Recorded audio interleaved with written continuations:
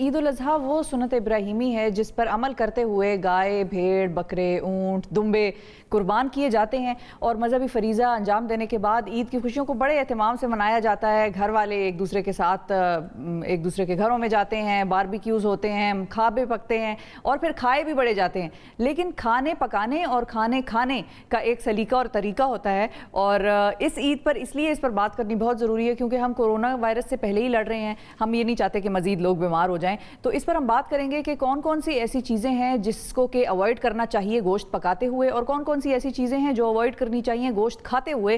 ख़ास तौर पे इस ईद पर हमारे साथ माहिर ग़िज़ाइयत सहर चावला साहिबा मौजूद हैं। अस्सलाम वालेकुम डॉक्टर साहिबा। वालेकुम अस्सलाम। वालेकुम अस्सलाम। कैसी हैं? ठीक ठाक हैं?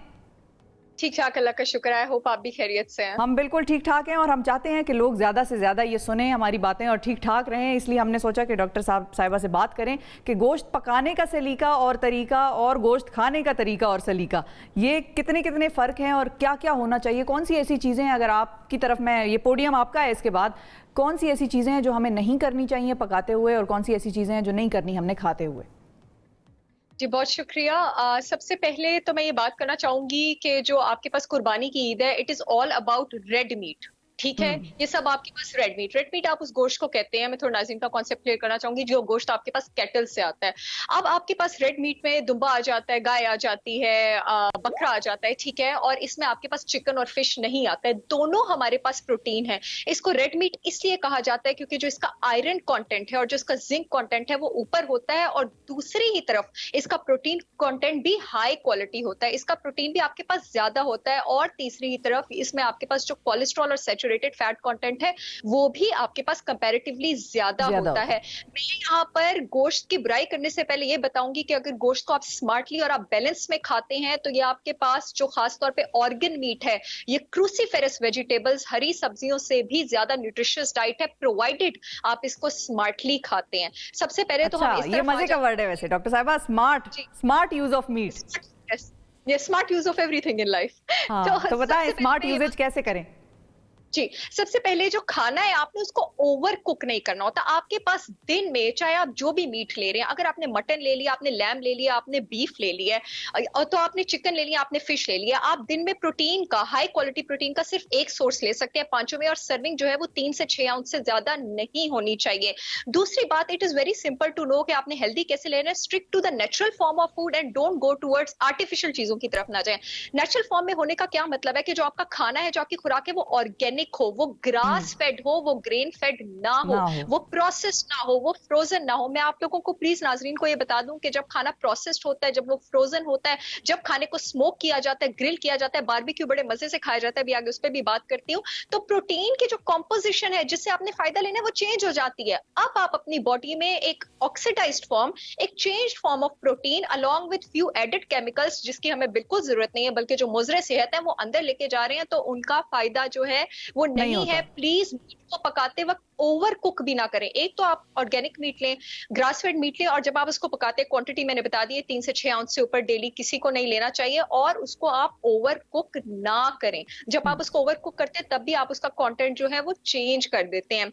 खाना, क्योंकि अभी ईद आ रही है, मैं बात करना चाहूंगी जो शेल्फ लाइफ होती है, चाहे आपके पास मीट हो, चाहे बीफ हो, चाहे चिकन हो, यानी जितनी देर आपके पास वो फ्रीजर में सेफ रह सकते हैं, वो आपके पास 3 से 6 महीने होती है। लेकिन उसका यह मतलब नहीं है कि आपने 6 महीने रखें। हाँ बिल्कुल, बिल्कुल आपको 1 से 1.5 महीने से ऊपर नहीं रखना चाहिए। उसकी वजह ये प्रोसेस होता है फ्रीजर बर्न। फ्रीजर बर्न का मतलब है कि जो फ्रीजर की ड्राई एयर होती है ना, जब आपकी मीट फ्रीज हुई होती है, वो उसकी आइस को डायरेक्ट गैस में कन्वर्ट कर देती है। आइस है ना, पहले उसको पानी में कन्वर्ट होना चाहिए, फिर गैस में, लेकिन वो उसको सब्लाइम कर देती है डायरेक्ट गैस में। उसकी वजह से जो आपका मीट है उसमें क्रैक्स आ जाते हैं, वो ऑक्सीडाइज हो जाती है। अब शुरू में उसका सिर्फ टेस्ट चेंज होता है, थोड़ा बहुत टेस्ट और कलर चेंज होने का भी ये मैं बता दूं कि उसका मतलब नहीं है कि आपका मीट खराब हो गया, लेकिन थोड़ी देर बाद जब वो प्रोसेस 2.5, 3, 4 महीने, तो 3 महीने के बाद ये चांसेस बहुत ज्यादा हो जाते हैं कि जो आपका। अच्छा डॉक्टर साहब, ये भी बताइएगा कि हमने जो सालन या जो भी गोश्त की डिशेस बनाई होती हैं वो हम फ्रिज में भी सेव करते हैं। जाहिर है एक वक्त में अगर पूरा खाया नहीं गया तो हम लेफ्ट ओवर के तौर पे उसको फ्रिज में रख देते हैं।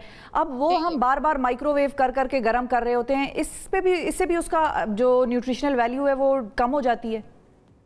बहुत शुक्रिया फॉर आस्किंग दिस। बिल्कुल न्यूट्रिशन वैल्यू कम हो जाती है और मैं आपको वो एक्सप्लेन भी कर देती हूँ क्यों। जब आपने खाना फ्रीजर से निकाल लिया ना, अक्सर होता है हमारा माइंड बदल जाता है, नहीं नहीं अब ये नहीं पकाना, फिर हम जी। वापस फ्रीजर में रख देते हैं। अच्छा, पहले तो आप उसको देख लें कि अगर मीट के सेंटर में अभी भी आइस क्रिस्टल्स हैं, मीट का सेंटर फ्रोजन है, तो आप उसको वापस फ्रीज कर दें। अगर आपका मीट अब उसको कहते हैं थॉव हो गया, अब गीला गीला हो गया, सारी आइस फ्रीज हो गई, अब आपने उसको फ्रीज नहीं करना। अब आपका मीट हम्म। खराब होने के 80% चांसेस है। अब आप पहले उसको कुक करेंगे और उसके फिर बाद आप बनाएंगे, उसको हाँ। फ्रीज करेंगे। अच्छा, अगर आपने कुक करके फ्रीज कर लिया, उसके बाद भी आप उसको सिर्फ एक बार डीफ्रॉस्ट करते हैं, उसकी रीजन ये है कि जब आप बाहर निकालते हैं आपके पके हुए खाने से, आइस क्रिस्टल्स जब ब्रेक डाउन होते हैं वो मीट के फाइबर को ब्रेक करते हैं। जब मीट के फाइबर को ब्रेक करते हैं, मीट के फाइबर में क्रैक्स आते हैं, और जब क्रैक्स आते हैं वो आसानी से हवा से जो पैथोजेंस है, बैक्टीरिया वायरसेस है, ठीक उसको है, वो एब्जॉर्ब एब्जॉर्ब कर लेता है।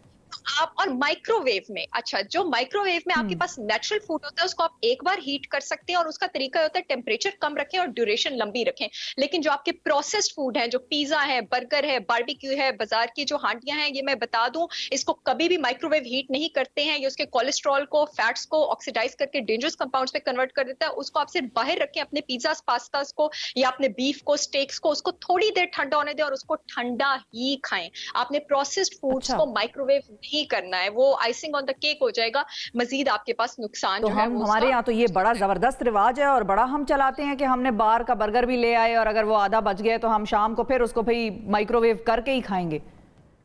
इसलिए मुझे जिस भी प्लेटफॉर्म पर हर 2-3 दिन बाद मौका मिल रहा है, आजकल मैं ये बात जरूर रिपीट कर रही हूँ कि नहीं, वो हम ज्यादा एंजॉय करते हैं कि पास्ता की सॉस और मजे की होगी, स्टेक और अच्छी हो गई, नहीं, आप उसको प्लीज थोड़ी देर हवा में छोड़े, ठंडा होने दें और उसको खा लें। उसको आपने माइक्रोवेव अच्छा, नहीं वाकई करना। आपकी बात ये बड़ी दुरुस्त है। उसका टेस्ट अजीब सा हो जाता है। वो जो बन है बाहर के बर्गर्स के, वो आप माइक्रो में उसको रखें तो वो अजीब से वो रबर टाइप चीज हो जाती है और आप अजीब से पता नहीं लगता है क्या खा रहे हैं, लेकिन क्योंकि पैसे दिए होते हैं तो आप कहते हैं भाई खा लो, एंजॉय करो।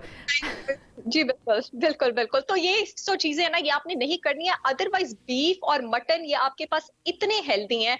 आपके पास इनफैक्ट मैं मटन की बहुत ज्यादा तारीफ करना चाहूंगी। जो डायबिटिक्स हैं और जिनको ब्लड प्रेशर का शिकायत है, वो ईद पर डेली 3 से 6 आउंस बीफ या मटन ले सकते हैं। आप ऑर्गन मीट भी ले तीन से सकते छह हैं। आउंस कितना होगा डॉक्टर साहबा? मतलब एक 3 स्टेक से साइज? 6 आउंस आप समझ लीजिए कि एक स्मॉल प्लेट का 1/4 हिस्सा आपके पास अच्छा, 3 एक आउंस है। स्टेक को हम एक कह सकते हैं 3 से 6 आउंस में बन जाएगी ना?